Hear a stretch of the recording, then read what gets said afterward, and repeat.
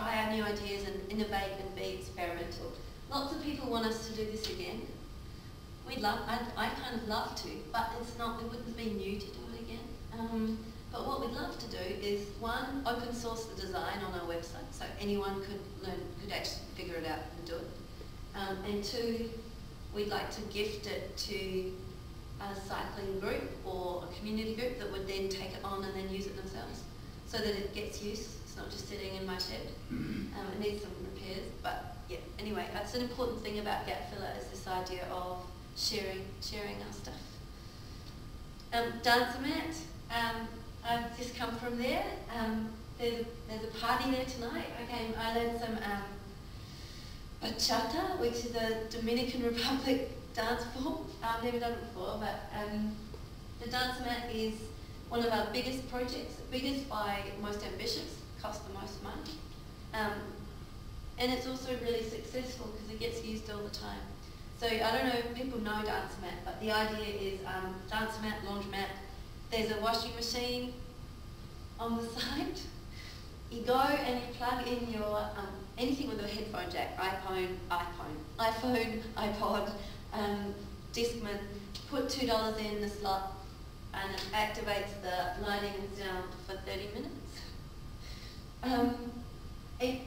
What is special about this, I think, this one, is that anyone can come to it and make it their own.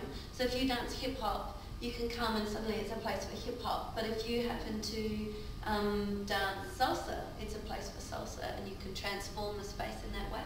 I think it's quite amazing. So we're packing that up next Monday, and it's going away for the winter. The site's been sold, and we're going to bring it out somewhere again in the springtime because it's great and people want it back. And someone said, from the council said, let's see if we can put it in Cathedral Square one day. And I thought, wow, that would be quite interesting. I've already spied a gap in Cathedral Square that I quite like. So I'm going to talk now about what this kind of activity to me is. It's creative urban regeneration. And we're going to look and go to Sydenham now. Do people know Sydenham? Who knows Sydenham? Yeah? It's changed a lot, actually, I think, in recent months. So this is our chess project, another student project. They came to us with the idea they wanted to do a chess set on a vacant site. That was basically it, just the chess set, and we said, okay, let's develop that a bit. And now, as a result of this chess board, we'll go back. This building was almost completely vacant. It's now only got 3 vacancies. These ladies in here, they're called the Sausage Sisters. They make sausage rolls. They've opened up a cafe. This kind of, bringing life, and businesses coming to the area, and now more people come to the area. That's quite exciting, I think. Think about this on a bigger scale. The enormous, New Zealand's largest painting, I read that in Art News, so it must be true. 38 metres long. This was in collaboration with the Christchurch Art Gallery. I saw this giant wall a long time ago, and I thought, that is an amazing wall. We could do something amazing with that. And I went to the Christchurch Art Gallery and I said, look, you're closed. Let's work and do something with this wall. And this is what they came up with, working with Wayne Yule, who's a New Zealand artist, who was suffered a lot of setbacks with the various quakes, and so this was his first sort of show since the quakes, and it is a focal point in Sydenham. And you come into Sydenham and see this. People in Sydenham really love this work, well, people I've spoken to, because they feel like it's true to them. Sydenham's full of like industry and people that make stuff and fix stuff, and this work is kind of playful. I think it's really well considered. I think it really fits Sydenham. Anyway, people come and take photos of this now. So we've got chess, we've got this artwork, we've got the Gapfiller office, which was built by volunteers over a 10-day period using recycled materials and ex-demolition materials. So this man, Tim, he's in Dunedin, and he runs a project called Shack, which basically teaches young people how to build. So a lot of us don't have any idea how to build something, but 200 years ago, I'll bet you we did. We don't really know now, right? Because architects and builders build things. We don't build. So this project is sort of trying to reconnect young people and teach them building skills. So this is old pallets. This is plates from the press newspaper, the printed plates. We use it as cladding. They throw them away. Well, they don't throw them away, they recycle them. And that's our office today. Well, not today. 2 weeks ago that was. But these are wheelbarrows from the Student Volunteer Army. They don't really work anymore, but we thought we'd plant them, and that way we've got a garden that we can move when we move. Our building is less than 10 square metres, so that means it doesn't need building consent, which is great. And it's also relocatable with a truck. So we plan to fill a gap with our own office somewhere else at another point. Another project is greening the rubble, and they do temporary greening stuff. So a lot of their greening is stuff that can be easily moved again. And this is the Coffee Zone Caravan, which is a business that's popped up, and it's really interesting now. This whole corner has changed. The dynamic in Sydenham has really changed. And so there are 5.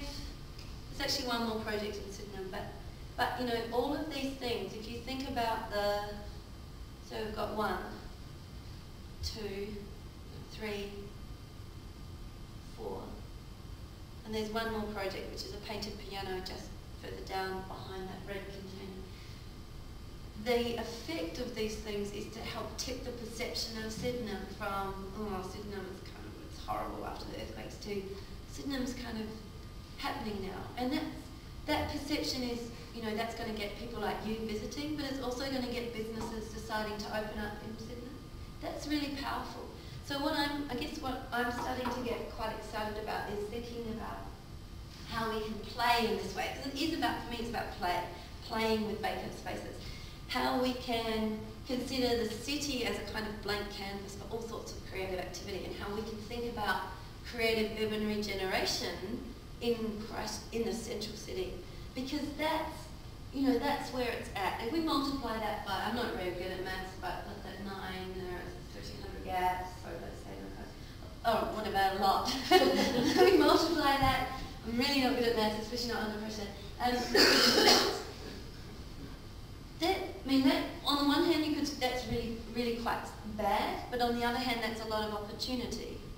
So where I'm thinking at the moment is, yes, we're going to rebuild the city. There's going to be a massive, this building and a massive convention centre and all these massive projects. But what about, what are we going to do in the interim? How are people like us going to feel connected? How are people like us going to stay here?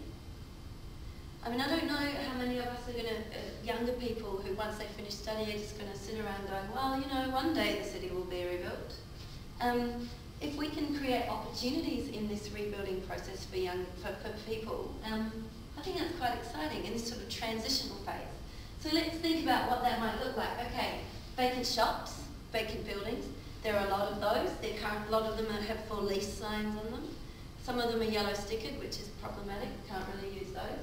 But vacant buildings can be used for projects. They've been used around the world for lots of different projects. There's a lot of precedence there for temporary use. Hoarding, this is called hoarding. Keeping people out of broken buildings. I look at that and I see that that could be used for artwork or posters or something interesting. Walls. I mean, that's pretty nice, isn't it? That's even nicer. What about, there are a lot of people out there with creative ideas. Connect them with a wall and some paint. Philadelphia is famous for all its murals. San Francisco too. There's a whole area, the Mission District. It's famous for a lot of quite political, interesting murals. What about that? What about thinking about the streets, alleyways in different ways? This is from Spain. Paper mache, sort of puppets and all sorts of other things. This is in Copenhagen. We know it's Copenhagen because they've got amazing cycle lanes. That's painting on the streets. Could we do that here? Why not? Oh, because it hasn't been done before. So what? Why can't we do something like that here? We can. I'm starting to get indignant. This is when I get excited. This done in Cathedral Square a few years ago. Did anyone see this? The Spinners and Weavers Guild made these beautiful vines, and then every day they put flowers on them. And the whole idea was that you could go and take a flower. They wanted you to take them. And so you'd see people around the city with all these flowers on them. It's very simple. It's very small. Lots of projects like that, that's going to sort of get people coming back into the city to check it out. Gapfiller is really interested in temporary architecture as well, because at the moment temporary architecture here means shipping containers or portacoms or tents. But what do you reckon these are? Anyone have any ideas as to what those yellow things are? Beer crates. Yep, they're beer crates. And those? Pallets. Okay, look at that. That's beautiful. And also it could be quite functional. Like, okay, maybe it's going to be cold and maybe it's not so watertight, but there are people that would love to use this for something. Wouldn't you love to visit that? I would. That too, that's crazy. That's obviously not waterproof or weatherproof, but what I guess I'm excited about is how can we think outside the square, to use a kind of boring expression, but really, how can we think about temporary architecture differently to meet different people's needs in Christchurch? There's a local company in Sydenham that are doing just that. That's called Artbox. The cool thing about Artbox is they're stackable and modular. So if you decided that you wanted like an Artbox that was actually like L-shaped, they would take that out and put two together, and then you would have space. So they're like, we've seen like in Restart shipping container architecture. Shipping containers are cool, okay, but the thing about them is once you gas axe one side out of a shipping container, you're stuck with it like that. This can kind of change a lot more. It's kind of more green design in a way, and they're made here in New Zealand. And this, I just like showing you this one because I think it's incredible. This is called Folly for a Flyover. Flyover meaning the bridge. And it's an outdoor cinema, and it's done in the UK using old wood. These are actually bricks made from wood, so they cut bricks that took a lot of volunteers, but it's pretty amazing. Okay, so I have 2 slides with words on them. So I'm thinking about Sydenham, but we need to create a fertile environment for lots of creative stuff to grow in. And how do we do that? By doing stuff. And I think I'm sort of putting the challenge out to you, like what can you do? How can you make a difference? How can you actually do a project or get involved in something? Because I don't know, I feel like if we sit around and just wait for other people to rebuild the city, I just don't think that's good enough for us, really. We've got to get involved, I think, because younger people are it sounds naff, but you are the future of this place. Your voice is what you want actually really matters.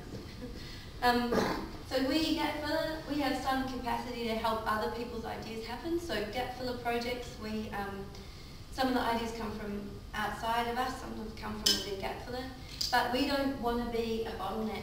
We really want to change people's attitudes. So like what happened in Littleton,